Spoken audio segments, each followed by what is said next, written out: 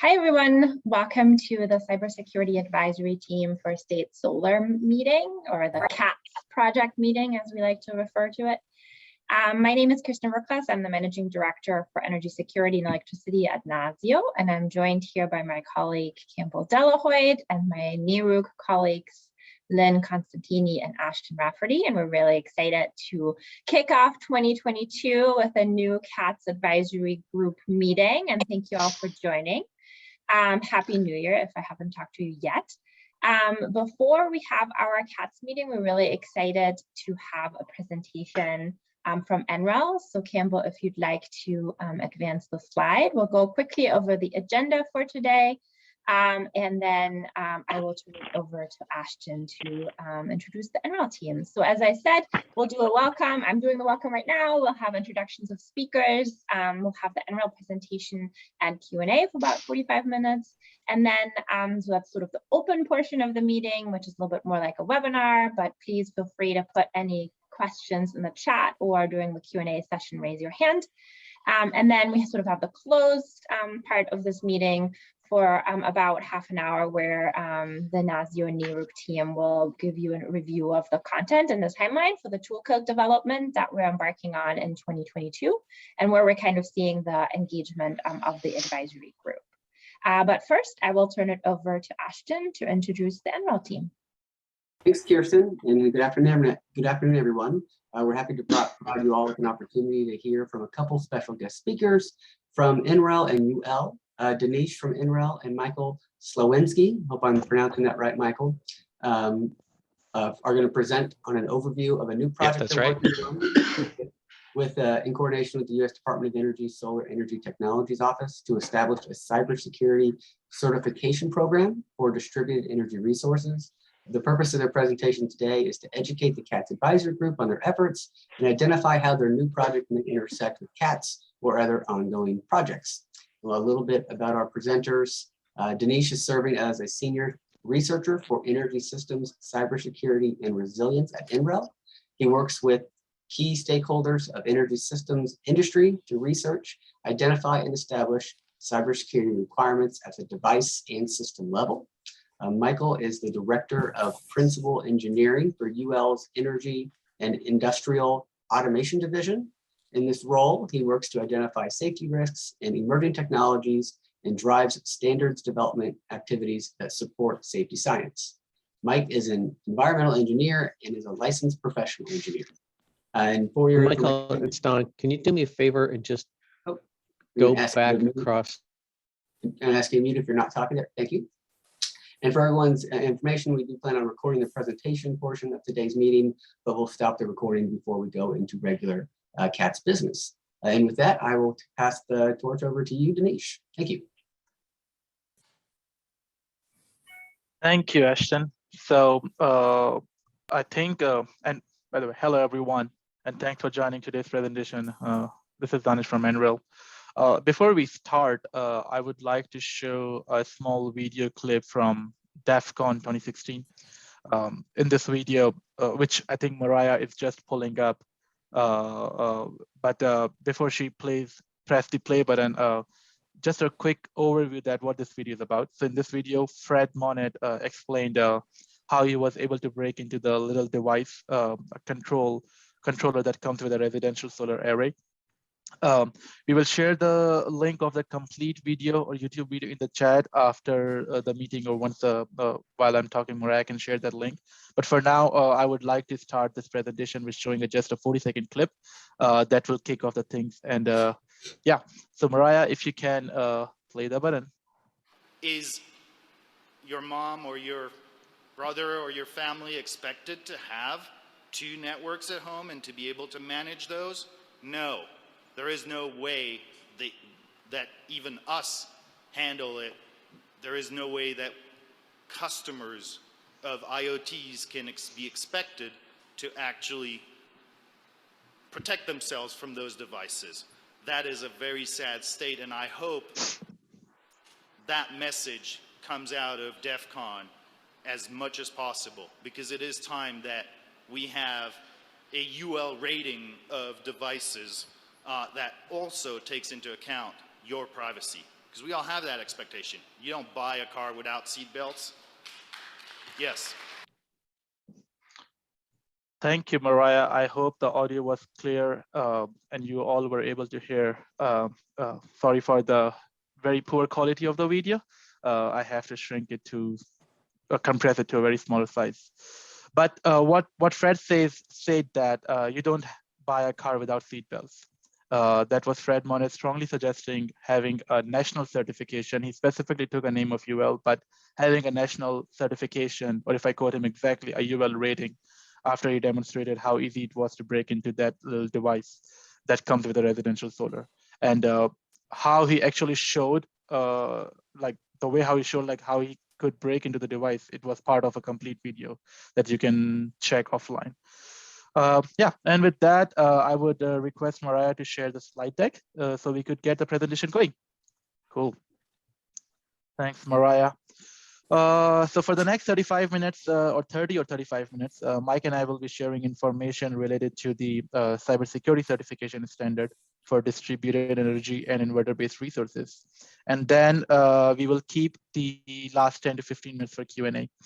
The main gist of the overall presentation is to spread awareness about the development of this upcoming cybersecurity certification program under UL's umbrella. Although UL will be leading this program, but there is no restriction at all on who can join this effort. In fact, we look forward to seeing more participation from industry professionals, especially from PUC, Public Utility Commissions, state energy officials, and standard development organizations such as SunSpec, ISA, IEC, etc. So yeah, myself, next slide. Thanks, Mariah. Cool. So some background about the presenters today, and I promise I will keep it very quick and brief. Mike is the Director of Principal Engineering at UL, and I'm the Senior Researcher at NREL.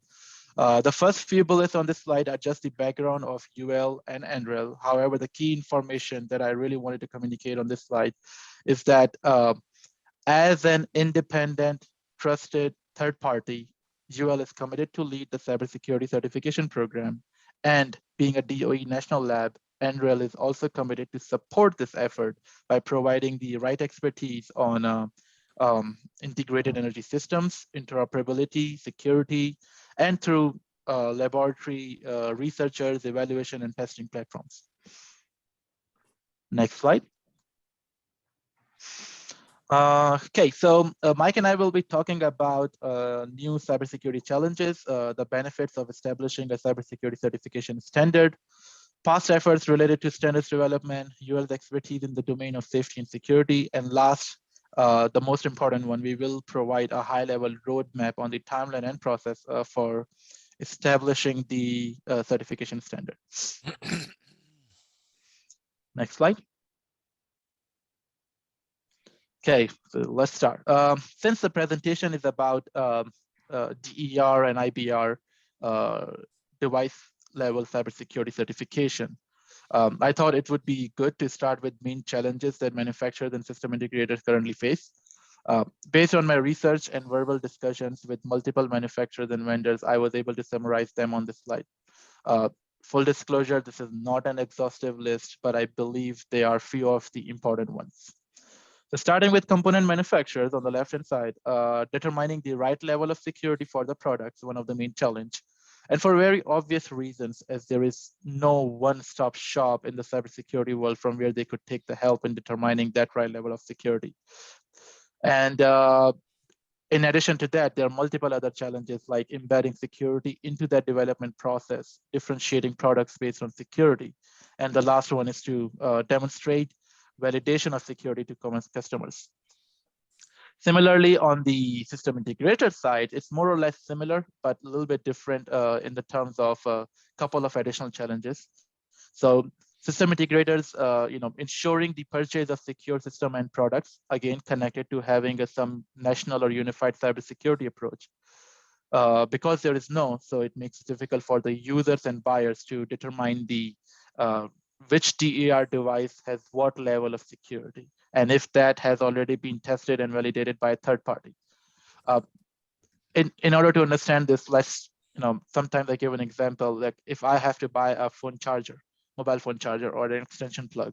I can go to Amazon, I can go to any hardware shop near my home, and I can get whatever the brands are. I do not need to worry about whether it will get plugged into the socket that I have at home, or the UL or CE or any kind of feature ratings that that particular device has.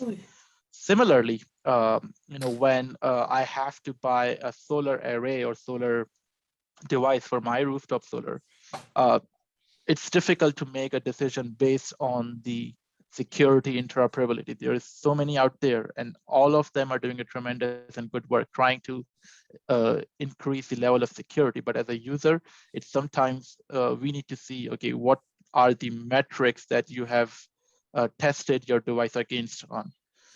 And that's what one of the challenges from the system integrator side. The other challenges include understanding and minimize the risk of integration, differentiating systems based on security, and integrating with existing insecure systems. Okay, next slide. Okay, from the challenges faced by the manufacturers and integrators to the new security challenges challenge that we are facing right now. So I think by now we all agree and all know that North American bulk power system and the electric grid around the world are undergoing rapid changes, with having increasing amounts of renewable generation, solar, such as solar winds, solar and winds, and energy storage. And because of that, we are seeing a new kind of challenge in which we must deal with the power electronics portion of these generating resources. The power electronic aspect of these generating resources presents new opportunities in terms of grid control, cybersecurity, response to abnormal grid conditions, and whatnot. For example, if you see on the figure on the right-hand side, you will see a hybrid energy system with wind solar energy in the mix. I'm talking about the leftmost block on the right side of figure. The hybrid system is now connected to a bunch of other IT-related systems, such as a control center for data visualization by the operator, and to the corporate network too, for additional intrusion detection and prevention services. So although it is behind the firewall that you can see in the graphic, but it makes the IT/OT dynamics more interesting. And the flowchart on the left-hand side shows in addition to all this IT and OT convergence already going on, now we have more than ever remote connections to the grid and enterprise IT, because in the last 2 years, we have witnessing a rapid change, or whatever, like in this pandemic and virus is bringing us to see. And who knows how many of those connections were or are or will be over public networks. And who knows how many of them are from perhaps the airport or Starbucks or wherever, like, because we are in a we are connecting to our networks remotely more often than we were used to do before. The point I'm trying to make on this slide is that as these power electronic based resources grow, it is important to develop cybersecurity guides, best practices, and certification standard that could aid in creating a baseline for security for these all resources or generating resources when they are connected to BPA, bulk power system. Next slide, Mariah. Okay, so a very obvious question that comes to mind at this point is that there are already so many standards out there. Why a new one, and what benefit would it have? This slide is about why a new one, and the next two would be answering the question of the impact and why now. As far as my information goes, the availability of a comprehensive cybersecurity certification standard to which manufacturers or vendors can certify their DER and IBR devices against is close to zero. We don't have that established and widely adopted cybersecurity certification program that is specifically tailored for DER and IBR devices. We have some that Sunspec is pulling up for the communication, but as far as I know, not for the DER devices. So the development of these certification requirements will provide a single unified approach that can be taken as a reference for performing the testing and certification of the devices well before they are even deployed in the field. And in addition, UL plans to leverage UL, NREL, and whoever will be contributing to it, we are planning to leverage all the security requirements or majority of the security requirements for hardware and software from the standards that you're seeing on the screen, or the other work that is done by national labs, research organization, or other standard development organization to help inform this new cybersecurity certification standard. So it will not be like we will be reinventing a new wheel. We are already in the process of doing the literature review. We have identified so many standards that we are going right now. Some of them I try to capture on the slide, but there are so many others that we have still to go through to get what those guides and standards are talking about. Next slide. Okay, benefits. So in addition to other benefits that I have captured on this slide, we believe that the number one benefit of establishing this certification program would be the implementation of the security. Okay, yeah. Implementation of the certification program, secured. Yeah, sorry, I was looking at my screen. But yeah, the number one benefit would be the security by design. We are thinking and shooting to implement security by design concept, at least for the new DER system. And in addition to that, it will also help the DER and IBR devices maintain all 5 pillars of security: confidentiality, integrity, availability, authentication, and non-repudiation. It will also help federal and state regulators to pass the rules and regulation about DER devices if they want those devices to pass the national cyber certification or not. And it could also help strengthen the overall electric power system cybersecurity posture. Next slide. Cool. So why should industry care, or why we are talking about it, why we have gathered today? So a couple of news references on the bottom right. What's not out there on the slide is, according to Washington Examiner, 46% of new capacity planned for 2022 will be utility scale solar projects, as reported by multiple news agencies, CNN and Reuters, NBC, and NERC. All these information in the colored boxes, I will be able to summarize in a one sentence for you, that within the next 2 decades, solar energy can account for 40% of total US electricity consumption. Now, does that all fall under NERC requirements? I don't think so. NERC power threshold is 75 megawatt, and just in the Western interconnection alone, there is approximately 30,000 megawatt of rooftop and small solar. That does not fall under NERC jurisdiction. And last I checked, the reliability guideline document published by NERC that majority of the industry stakeholders use for inverter-based resources didn't have any cybersecurity related requirements that are specifically tailored to the device level of those power electronics aspects of IBRs. So that's why having a national or even international cybersecurity certification now would be a great of help. It could help enable the industry to evaluate and validate the cybersecurity posture of their DER and IBR before they even connect it to the grid. Next slide. Awesome. Continuing my last point about solar and its implementation, this was a study funded by DOE Office of EARE and led by NREL. The report has just been published like 3-4 months ago. If anybody would be interested, I will share the link later in the chat. But the study confirmed the facts that I mentioned on my previous slide, that solar is estimated to grow 40% by 2035 and 45% by 2050. It also found that in 2020 alone, 140 gigawatt of PV modules were shipped, out of which only 4.4 gigawatt of those PV modules were produced in US. So out of 140, 4.4 were produced in the US. And that just raised another level of supply chain security debate, which is not part of today's conversation or presentation, but collectively we should ponder upon this fact that and come up with some kind of solution tailored to address supply chain security for DER.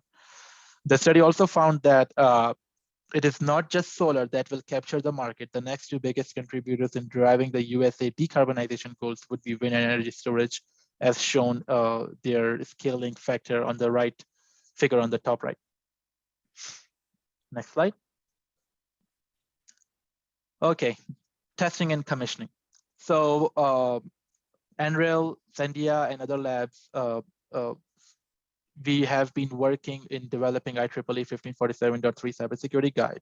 And from the industry feedback under that 1547.3 working group, we were able to create this testing and commissioning recommended practice, or this is like kind of thing where we are saying who is responsible, or who could be responsible, not who is, who could be responsible for managing those kind of testing. Because Cyber 1547.3 is a guide, this should be viewed as risk mitigation. And perhaps it would be great if it could be integrated with organizations' risk management framework that they have already established. But this is not the, we are not saying that this is how you should do the testing. This is just a recommended thing that we come up with based on the industry feedback. We do plan to use this as our reference while establishing the certification standard. So as usual, thoughts, suggestions are always welcome. I already get some great feedback from Paul Scare from PNNL when I showed this figure to him like last week. So I plan to integrate those changes. Any more suggestions and thoughts are most welcome. It's a busy figure, so to help explain, look at from the left to right and top to bottom. The top blue arrows are the typical DER device lifecycle. The gray boxes right under them are the types of unit tests that could be performed or could on the device. And the next set of blue boxes, the first two blue boxes on the right side where it says large commercial and residential scale, those are the types of DER implementation, how it happens. And then on the very bottom, you will see the types of role which different stakeholders play in a DER lifecycle. So now mapping those stakeholders to the testing and across the life cycle of the DER, that's how we try to put it in this figure.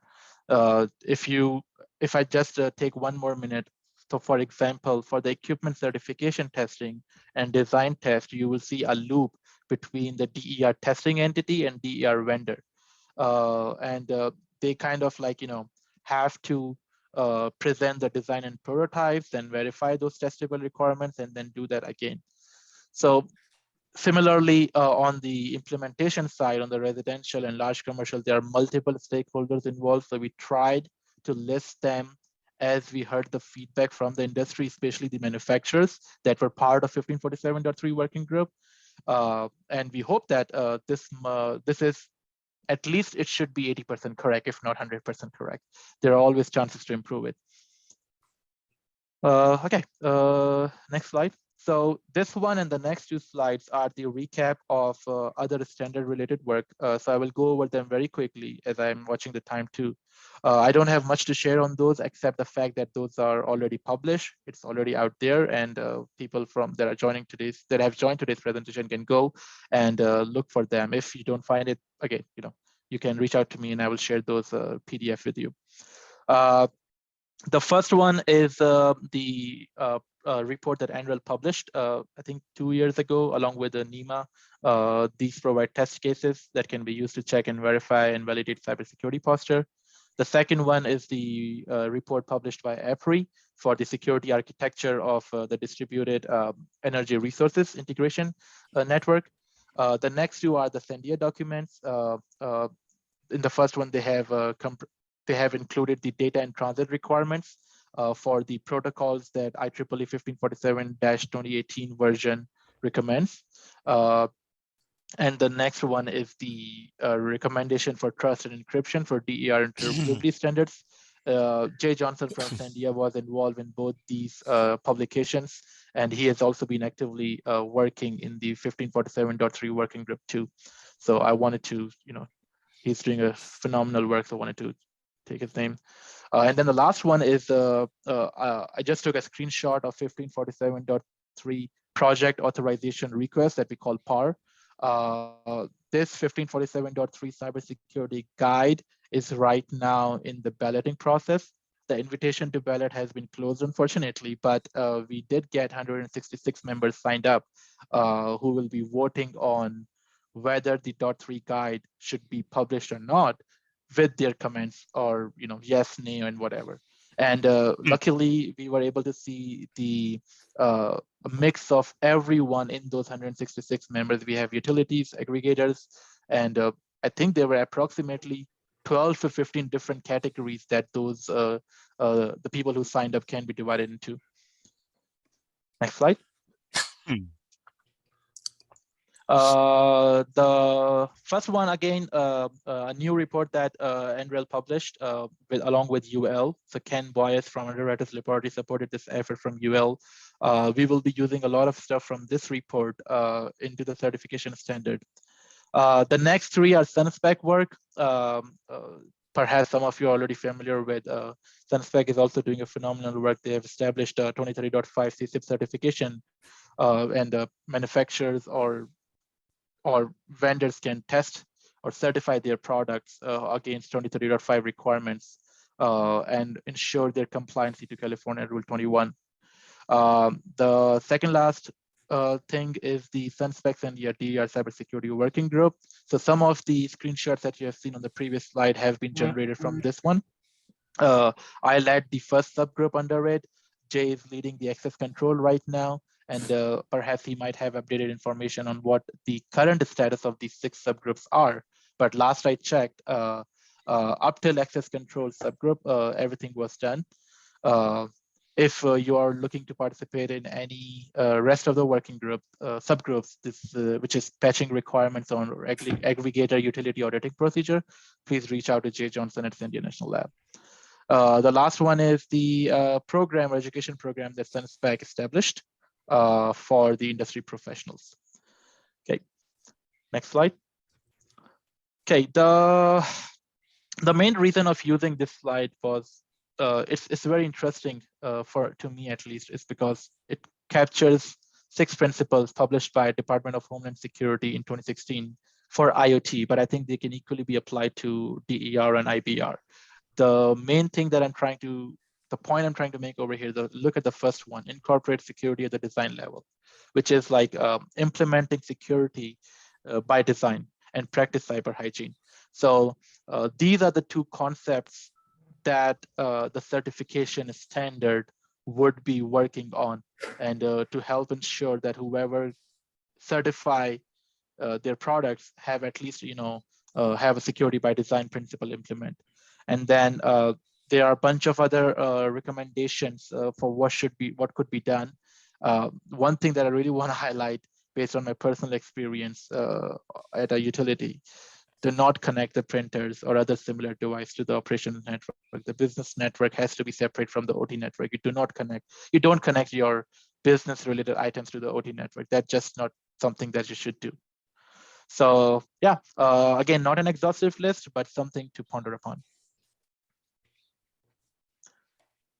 Okay, according to the utility scale state of readiness report that was published 2 years ago by Siemens, 30% of OT cyber attacks go undetected. And on an average, it takes 88.5 days to respond to an OT cyber attack. In the same report, they also highlighted the fact that smaller utilities reported consistently lower confidence in their ability to identify and contain threats. Some of the challenges that I found on that report, and also validated from my personal conversation with the utilities that I regularly interact with, is the lack of visibility into operating assets, lack of investment in workforce development, lack of security between IT and OT, accessibility of threat and risk information, and pace of advancement in technology and threats. This is not an exhaustive list. There must be some that I might have overlooked or might not be able to understand, but the state energy officials or public utility commission and the utility people must, either you guys would be able to relate to these ones, or you might have some additional that you felt that you must have thought about that. This is what these challenges looks like in the utility. I think I saw Jay's message, so I'm gonna. Could you please provide some details about what you use cybersecurity? Yeah, Jay, Mike Slowinske, who will be taking right after this next slide, we'll be talking more about that UL cybersecurity certification program. I did not read your complete message, but I plan to read after my slides are over. So yeah, these challenges can be met with a precise real-time security, better situation awareness, and of course, having a unified and widely adopted cybersecurity certification program. Next slide. And I think this is the last one before Mike will take over. In a standards world, the meaning of a sentence completely changed when we use a shall instead of should and may. So using shall means that implementers must do it. However, should and may provides a little bit more flexibility, making the action as optional. So consider these 6 bullet points with may and should, making them completely optional for state energy officials. Among them, to be quick, the last 2 are very important, which I will read them for you. To contribute or actively support the development of cybersecurity certification standard, and to proactively develop cyber attack response and mitigation plan. Okay, so all the 15 slides that I went over were just the precursor to what Mike is going to talk about. He's going to share the roadmap, the plan, how does the certification standard would look like, what is an outline of investigation, and the next 10 to 15 minutes he will be talking on those points. So Mike, please take over. All right, thank you very much, Danish. And again, this is Mike Slowinske. I'm the Principal Engineering Director at UL for UL's Energy and Industrial Automation Division. And very happy to be with you today.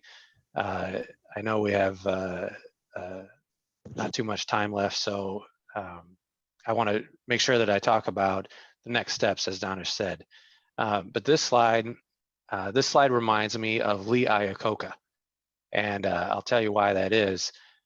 We see that on the left side, you have utility systems, which are connected to aggregator systems, DER aggregators, which are becoming third-party grid service providers. And then down at the bottom, connected to residential and commercial systems, which are graphically shown on the right side. In all of these systems and all these different stakeholders, there are ways that bad actors can penetrate the network and cause severe problems for the grid. And it reminds me of Lee Iacocca because when he came into Chrysler, this was back in the 80s, he was brought in to turn Chrysler around. Lee and his lieutenants interviewed some of the executives there and said, who at Chrysler is responsible for quality? And they said, oh, everyone's responsible for quality.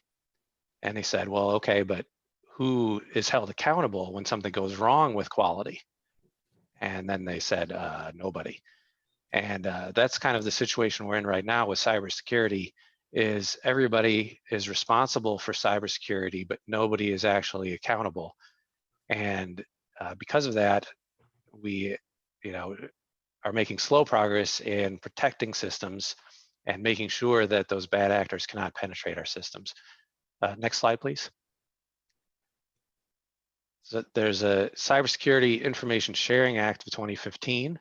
The point of that is to prevent cyber threats and security vulnerabilities in these systems. Again, we've got different stakeholders, different operators, and different methods and means for bad actors to penetrate the systems that could cause great harm to the electrical grid. Next slide, please. As Danish said earlier in the presentation, UL is leading development of a cybersecurity certification standard. There are some existing documents that are guides and standards that cover certain portions of DER systems, but there's not any document that brings it all together and acts as a hub for information that ties all these different documents together. And that's what we aim to do with this standard that we're working together with NREL to develop. UL has a lot of expertise in that. And we also have a lot of contacts with manufacturers of equipment. And what we would like to do is to offer manufacturers of hardware where we do electrical safety testing, an add-on service where we also do the cybersecurity evaluation. And next slide, please. From a regulatory perspective, there are some changes coming to the National Electrical Code in 2023. We just went through second round of balloting for the 2023 NEC, and there are 2 sections of the code where cybersecurity is introduced. And I know for the people on this call and the utilities, the National Electrical Code is not directly applicable to your facilities, but it is applicable to your customers, and it's applicable to some of your suppliers for some of the equipment that you're going to be buying as infrastructure for your facilities. They will, if they also sell to commercial or residential, they'll be complying with these sections of the code. And the first is section 110. It says, among the list of considerations that AHJs need to consider when approving an installation, now that list includes cybersecurity. And then there's another more detailed section, section 240.6, and that says that for remotely adjustable circuit breakers, a cybersecurity evaluation is going to be now a required part of the certification. And there are circuit breakers that are internet connected right now. You can look on your smartphone and they'll give you a notice if the breaker trips. And the manufacturers of the breakers can also update the firmware remotely via the internet. So what that means is that now through your panel board in your house, someone could launch a cyber attack. And again, like I said, the NEC may not be directly related to or not be enforced in utilities, but you can kind of see where this is going, that the NEC is the first code to include cybersecurity, and it'll probably only expand from there. Next slide, please. So we are working on what's called an outline of investigation, which is the first step in the standards development process for UL. UL and NREL are actively working on developing a draft of an outline, OOI, outline of investigation, and we welcome participation from the industry. If any of you have expertise that you would like to contribute to the development of the outline, we would certainly be willing to listen and accept your input and look forward to hearing from you. Next slide, please. The process from OOI outline to certification standard. Right now, we're in the probably the second box. We've researched existing standards and guides and technologies. We're defining industry needs and listening to stakeholders in the industry, and then beginning the draft of the outline. That draft is then circulated with the relevant experts, and then we publish it. And at that point, which is the box in the middle of the screen, UL is prepared to offer certification to that document.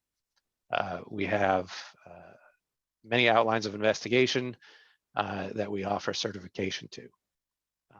If we want to turn that into a consensus ANSI standard, however, then we follow the next 4 boxes.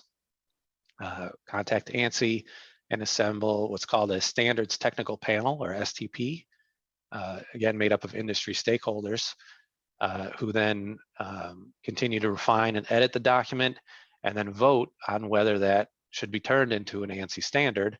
And if the vote passes, then it's published as a standard.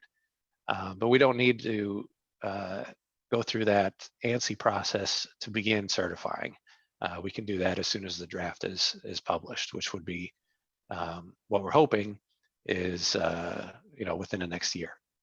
Next slide, please. Some other efforts. UL is a founding member of the ISA Global Cybersecurity Alliance, which was formed in 2020, and we serve on the advisory board for that. And we plan to involve ISA and other industry stakeholders in the development of this outline for DERs. So far, ISA has been involved in cybersecurity for industrial equipment, industrial automation, but not DERs, and that's where we want to focus our efforts with NREL. Next slide, please. So what needs to be done? Better coordination between government agencies like DOE and industry stakeholders. That's part of what we're doing today. We want to inform all of you on what we're working on and get your input and suggestions for where we need to focus our efforts.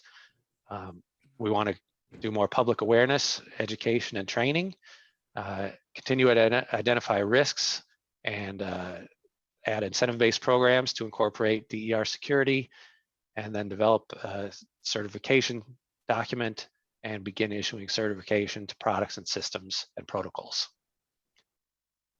Next slide. So we plan to publish the outline of investigation, and again, at that point, we'll be ready to offer certification. Along with that, we will develop white papers and press releases to increase industry awareness, develop third-party conformity assessment program for testing and certification of systems. And another thing that we'd like to do is organize a cybersecurity summit for thought leaders and key stakeholders from national labs and utilities and regulators and other stakeholders in the energy and renewables industries to continue to spread awareness of the issues and to gain broad support for a certification scheme. So thank you. And with that, we would like to open it up to any questions. Danish, thank you very much for having us present here today, and thank you to NAREC and NASEO. Any questions from anyone?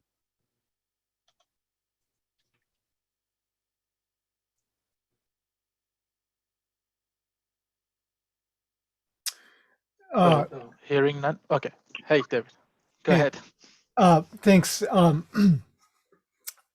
guess I've got some process questions because I saw the chart with 9 blocks that laid out the process, but then the last thing I heard you say is that as soon as you publish the outline of investigation, you are ready at that point to begin certifying equipment to stuff. Am I mishearing things or misunderstanding what you said?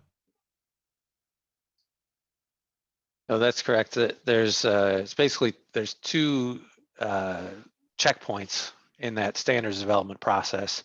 The first checkpoint is publishing an outline of investigation, which is a UL standard, a UL document. Then the next checkpoint would be turning that outline of investigation into an ANSI standard. But UL does not need to wait until we have it approved through the ANSI standards development process to begin offering certification, because that outline of investigation is a UL standard. It just hasn't been voted on and turned into an ANSI document. Okay. If that makes sense. Yeah, that helps. And I think I heard you state further that your sense is that that is a year away. Is that a correct characterization of your timeline? That's what we're targeting. We would like to get as much industry input as possible. And so, depending on the input we receive, if people feel very strongly about expanding the scope, it might take a little bit longer, but we're not talking about 5 years away. We're talking more 1 to 2 years away. Okay. Yeah, and just adding just one little bit addition, David, on that. The outline of investigation, since it would be the first step in that certification standard, we have kept an aggressive deadline for us, meaning that we are shooting by the end of this year. But again, so there is an aggressive deadline. We are shooting for end of year. Hopefully we will be done by that, and then we will see how much time it will take for moving the OOI to the certification standard. last question, the other folks have got some thoughts I can see. Is there a place where it is published to have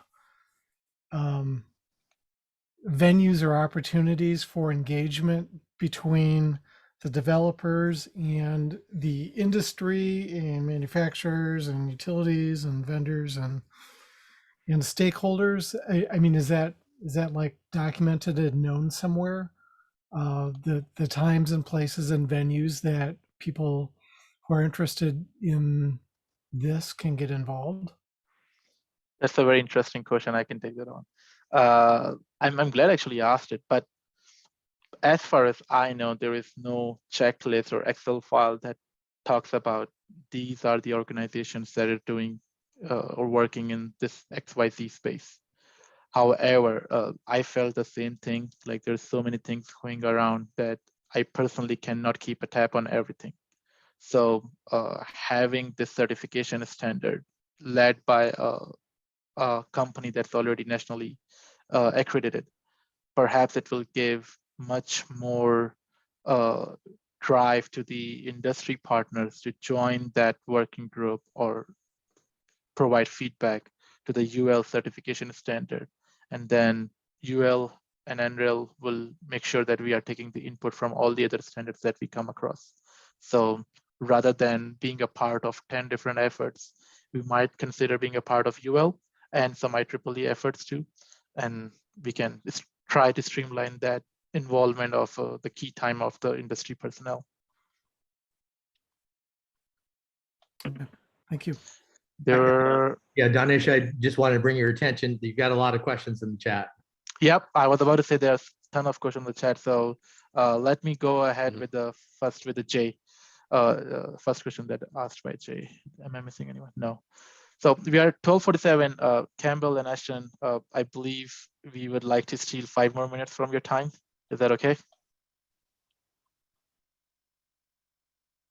Okay. Yeah, definitely. That's fine. Go ahead, please. All right.